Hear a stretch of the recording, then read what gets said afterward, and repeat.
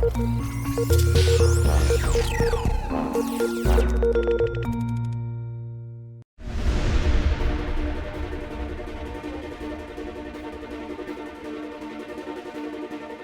сейчас мы уже переходим, собственно, к крымской истории, собственно, к людям, которые жили в Крыму в разное время. Ну и надо сказать, что в Крыму побывали и неандертальцы, и кроманьонцы. И поселились они в Крыму как минимум 10-12 тысяч лет назад. В Крыму есть достаточное количество памятников, несколько десятков стоянок древнего человека. И что интересно, знаете, расселение современного человека в Крыму, ну, нельзя сказать, что буквально, но в значительной степени повторяет ту картину или конфигурацию, которая сложилась еще в каменном веке. И как раз по тем самым долгосрочным географическим причинам.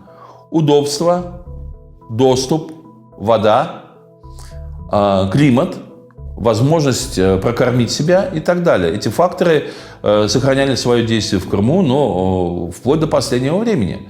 До того, по сути, времени, несколько десятилетий, когда Крым в значительной степени стал существовать на средства, продукты, товары, которые специально ввозятся в Крым для его населения, а не которые производятся на месте или которые получаются в результате транзитного международной транзитной торговли, как это было веками. Это как раз показывает, насколько важно действие этих факторов. Кстати говоря, вот из-за того, что география Крыма, его возможности недоучитывается, в истории Крыма, ну, вписанной, я имею в виду, истории Крыма, в исследованиях по истории Крыма, есть достаточно много каких-то странных количественных оценок. Ну, например, мне встречалось в литературе, что население Пантикопея, царства Босфорского, и еще менее вероятно население Босфора, не Босфора, извините, Херсонеса, оно достигало 200 тысяч человек. Ну, для того, чтобы дать более-менее адекватную оценку численности населения, надо провести расчеты, которые, ну, сейчас пока я не делал, и немножко не хватает для этого фактов. Нужно посмотреть, собственно говоря, почвы, которые использовались для выращивания сельскохозяйственных культур, скота и так далее, сколько они могут дать урожая и какое количество людей способен прокормить этот урожай там, или продукты, полученные с этой территории. Это отдельная история, я не совсем еще к ней готов. Но есть более простой способ. Достаточно сравнить современное население Крыма на этих территориях с тем, которое называется, ну, применительно, там, скажем, к V веку нашей эры или V веку до нашей эры. Так вот, если вы посмотрите сельское, я подчеркиваю, сельское население нынешнего Севастополя, Ялты, Алушты, Судака, вплоть до Феодосии, за пределами, собственно говоря, городов, потому что, ну, понятно, что город – это плотно населенная территория, совершенно с другими закономерностями. А в селе живет максимум людей, сколько там может прожить. На этих полях, огородах, садах и так далее. Так вот, оказывается, что вот эта территория Крыма от Севастополя до Феодосии населена в сельской местности примерно 200 тысячами людей сейчас. А теперь ответьте. Вот когда 200 тысяч людей сейчас, которые получают продукты в супермаркетах, медицинское обслуживание, которые ездят по южнобережному шоссе, которые имеют рабочие места далеко не только в сельском хозяйстве, зарабатывают себе на жизнь, не только в сельском хозяйстве, и рыбной ловли, которая в Крыму, ну, почти исчезла сейчас. Разве может быть эта цифра такой же, как, допустим, 2000 лет назад, когда всего этого не было? Разумеется, нет. 200 тысяч населения в V веке до нашей эры или в V веке нашей эры, ну, никак не могли бы не просто физически разместиться, прокормить себя. Поэтому население Крыма никогда не было очень большим, и оно всегда было ограничено возможностями его природных и географических ресурсов. То же самое про Пантикопей. Там тоже говорят, что где-то 200-250 тысяч населения. Я думаю, что такое Пантикопей? Это Керченский полуостров, это Тамань немножко, Темрюк, вот, порт Кавказ. Ну, в настоящее время, по крайней мере, крымская часть тоже насчитывает около 200 тысяч человек, чего, конечно, не могло быть 2000 лет назад. Поэтому Оценки населения Крыма, они сложны, но они также неверны, как и многие другие утверждения. Считается, что где-то на север от Крыма, за Перекопом, примерно 5000 лет назад шла какая-то интенсивная миграция каких-то народов, племен. Но это совпадает с той оценкой, которая сейчас доминирует в исторической науке, что человечество зародилось в Африке, и потом через Кавказ и в обход Каспийского моря расселялось в Европе, в Азии. Тот, кто пошел на запад, оказался в конечном счете европейцами, кто на восток, оказался азиатами. Там тоже все непросто. Но это действительно похоже на то, как происходило заселение Крыма. Вряд ли оно шло по морю. В ту эпоху Черное море было очень большим препятствием. Поэтому надо было сначала обойти Крым по суху, и потом, возможно, через Керченский пролив на подручных средствах, либо через Перекоп можно было оказаться и на территории Крыма. Причем, опять-таки, по понятным причинам, уже объясненным, этого населения не могло быть много. И оно не могло задержаться в Крымской степи. Потому что в Крымской степи выжить без современной инфраструктуры тогда было невозможно. Кто-то решался завернуть сюда, в эту пустыню, кто-то не решался, проходил мимо. Кого-то, видимо, вынуждали какие-то военные конфликты с соседями. Но в конечном счете первоначально заселенной частью Крыма оказалась именно горно-лесная побережная территория. Вот население Крыма той эпохи зафиксировано в эллинских документах. Потому что примерно, точно неизвестно когда, но в VI-V веке нашей эры на двух местах побережья Крыма, а это именно Херсонес или северная сторона Севастополя сейчас, и Пантикопей или Босфор. Босфор, по сути говоря, это пролив.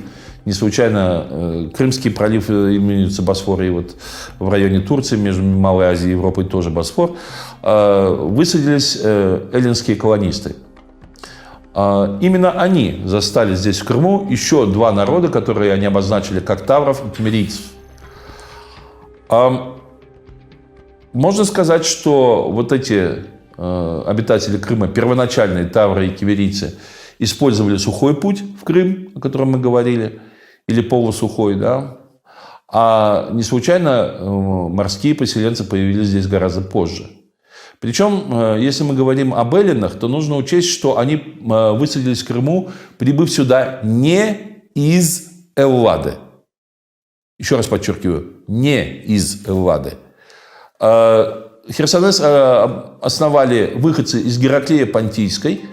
Это маленький город исторический на территории Малой Азии, нынешней Турции, который практически расположен в этой Малой Азии на берегу Черного моря, прямо на юг от Херсонеса. То есть люди покинули Гераклею Понтийскую, переплыли, можно сказать, по прямой Черное море и высадились вот на этом мысе. Херсонес по-русски звучит очень звонко, но на древнегреческом он означает просто полуостров, ничего больше. Греки вообще в этом смысле были большими прагматиками, и когда их язык или слова используются в других языках, они звучат, ну так, звучно, красиво, интересно, но на самом деле они очень имеют такое прикладное практическое значение. И сами жители Гераклея Понтийской первоначально туда высадились, на эту территорию, из Эллады, прожили там несколько веков. То же самое было с основателями Боспора. Это выходцы из Милета. Милет – это уже Средиземное море, практически южная часть той же Западной Малой Азии. Милет – это крупный торговый город, культурный.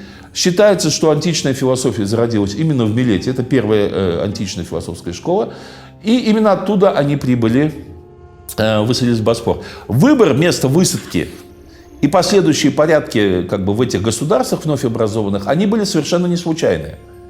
Что гераклейцы, что милетцы прожили в Малой Азии по несколько веков. Они же не выходцы из Эллады как таковой. Как их предки в свое время вынуждены были покинуть Элладу из-за ее перенаселенности в поисках новых земель, И в ходе морской колонизации они использовали этот опыт для того, чтобы высадиться в Крыму.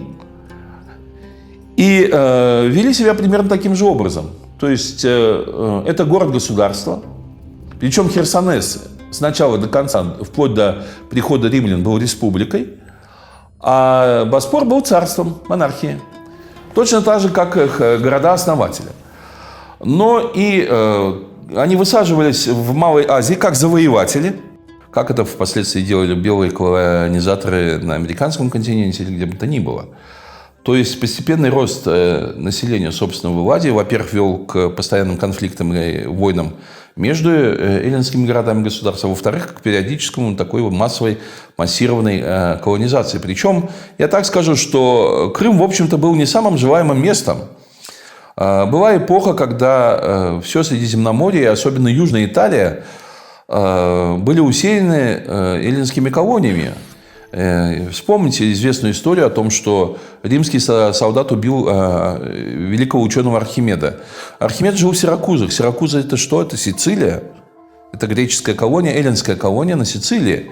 И поэтому первая большая война римлян была как раз война с эллинскими колонистами в Южной Италии.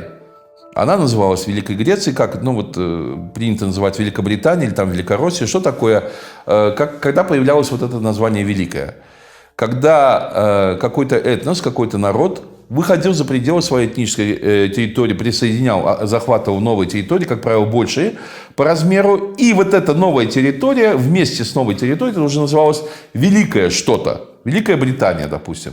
Бретань – это побережье во Франции, рядом с Ла-Маншем. И на другой стороне уже Британия нынешняя, которая называется Великая Британия, хотя Бретань осталась в составе Франции в последующем. Великороссия – это выход за пределы Киевской Руси. Великая Россия, то есть большая, по сути говоря, Россия, которая теперь уже выходит за пределы, собственно, Киевской Руси. Ну, точно так же, как Великая Греция, это Южная Италия, и эллинские колонии там. В сторону Крыма эллины обратили внимание, в общем, значительно позже, когда практически все Средиземноморье уже было ими освоено. Кроме того, надо понимать, что Эллада не существовала как единое государство, хотя там жили люди, близкие по культуре, религии, внешнему виду и так далее, по традициям своим, у которых было много общих интересов, они, тем не менее, не соединялись в общее государство, вплоть до Филиппа и Александра Македонских, а предпочитали воевать друг с другом, время от времени заключая союзы против, скажем, Персии там, и так далее. Поэтому, в общем-то, что херсонесская колонизация, что боспорская колонизация, они шли как самостоятельные процессы, и люди, в них участвовавшие, собственно говоря, не были уже строго эллинами, потому что каждый из них прожил, там, их предки прожили по несколько веков в Малой Азии. И точно так же, как это всегда происходит, захватывая новую территорию, обращая по эллинским традициям население этой территории в рабов, тем не менее происходила какая-то аккультурация, ассимиляция, менялся язык, менялся внешний вид, привычки, обычаи и так далее. Поэтому это не в чистом виде эллины, а уже эллины-малоазийцы. Между собой они тоже не очень ладили, поэтому не случайно создали два разных государства. Херсонес, видимо, заведомо был более слабым, и, конечно, там не могло жить очень много людей. Опять-таки вопрос, как технически это происходило? Долгое время в эллинских источниках Черное море называлось неблагоприятным морем, потому что на побережье Северного Черного моря, в том числе в Крыму, жили враждебные эллинам народы, которые вовсе не ждали их прибытия там, с радостью и так далее. Позже он стал называться благоприятным или гостеприимным морем. Но, опять-таки, немедленная военная атака, захват территории, строительство города, конечно, представьте себе, были невозможны. Кто бы тебе дал строить город из мрамора, да, если бы ты туда просто высадил морской десант, ты постоянно должен был вести бои. Первоначальное отношение эллинских путешественников, там, которые знакомились с северным побережьем Черного моря, они были не очень-то хорошие.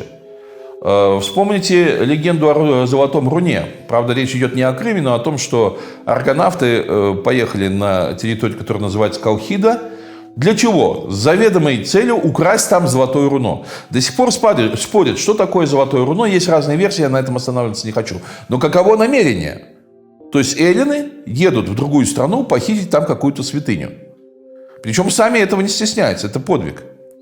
Я не думаю, что... То есть можно читать художественным образом, но это отражает мораль того времени, господствующую. Как относились к другим странам, к другим народам, и в том числе к их святыням.